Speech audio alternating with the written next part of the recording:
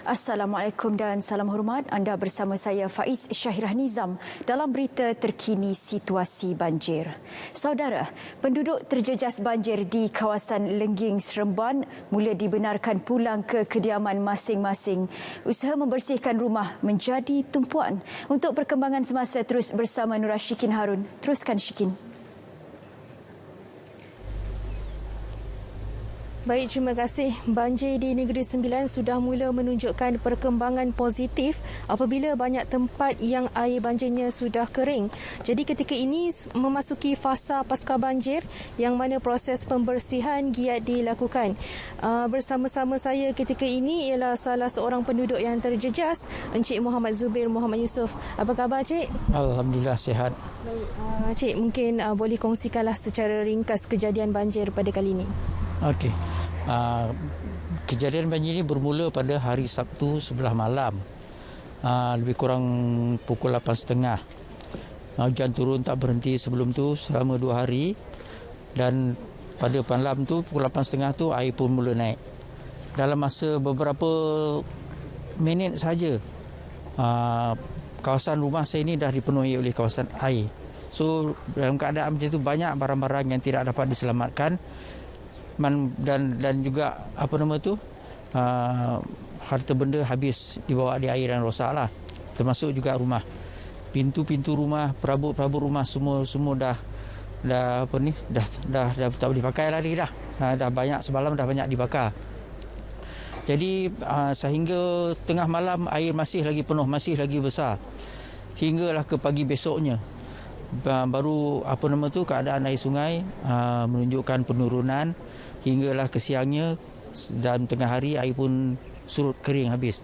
Tinggallah lumpur-lumpur lebih kurang dalam 3-4 inci di dalam rumah dan juga di luar rumah.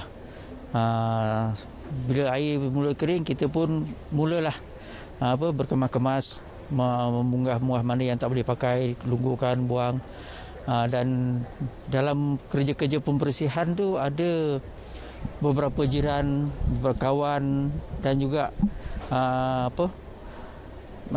agensi kampung ni lah yang datang membantu. Macam hari pertama tu kita buat adik-beradik dengan dibantu oleh rakan-rakan sekolah, isteri saya dan juga adik ipar saya dulu. Lepas tu hari kedua tu kawan-kawan daripada tempat kerja anak saya datang tolong 4-5 orang. Lepas tu semalam orang EJK masjid ada 3-4 orang pula datang. Walau bagaimanapun hari ini dengar cerita ada satu skuad agensi kerajaan nak datang tolong. Alhamdulillah, pasal kerja pembersihan tak selesai lagi, banyak lagi benda-benda yang nak ditukan. Jadi setakat ni itulah yang dapat saya beritahu tentang keadaan permulaan banjir dan tu. Difahamkan kejadian banjir pada kali ini adalah yang paling teruk lah selepas beberapa tahun sebelum ni pernah terjadi. Mungkin apa perasaan ketika tu? Kita sangat terkejut. Sebenarnya saya dah berkahwin di sini lebih kurang dekat 36 tahun, 37 tahun. Tak pernah berlaku banjir ada, tapi tak pernah sebesar ini. Sebelum tu saya tak tahu, pasal saya tak jadi orang sini lagi. Selepas daripada banjir sikit-sikit, yang ni adalah banjir paling besar yang pernah saya tengok di sini. Kalau ikut cerita isteri saya, dia ada pernah sekali dulu, dia tahun berapa dah tak apa, saya ingat mungkin banjir besar dalam tahun 1971 dulu, kalau tak silap. Lepas tu tak ada banjir. Kalau ada banjir pun sikit-sikit, pasal air sungai ni bila dah cetek, bila hujan lebat penuh, dia melempahlah keluar. Itu je lah. Boleh kongsikan kebajikan yang diterima sepanjang bencana banjir ni berlaku? Banjir yang ni Alhamdulillah, bantuan makanan berlebih-lebih, banyak orang hantar. Insan-insan mulia mana yang hantar kita pun tak tahu.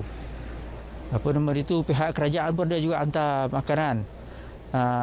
Dari segi itu tak ada masalah.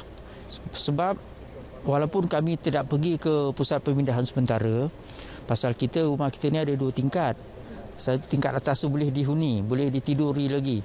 So kita tak pergilah ke PPS. Jadi Itu je lah. Saya pun kalau masa saya bekerja dulu, kalau keadaan macam tu pun kita benarkan dia tak pergi, pasal rumah kadang-kadang kita khawatir juga ada orang ambil kesempatan ke apa dan sebagainya. Jadi kita tak pergi PPS. Terima kasih Pak Cik. Sama-sama. Baik, sekian langsung dari Negeri Sembilan, kembali ke Angkasa Puri. Terima kasih Syikin. Paras air banjir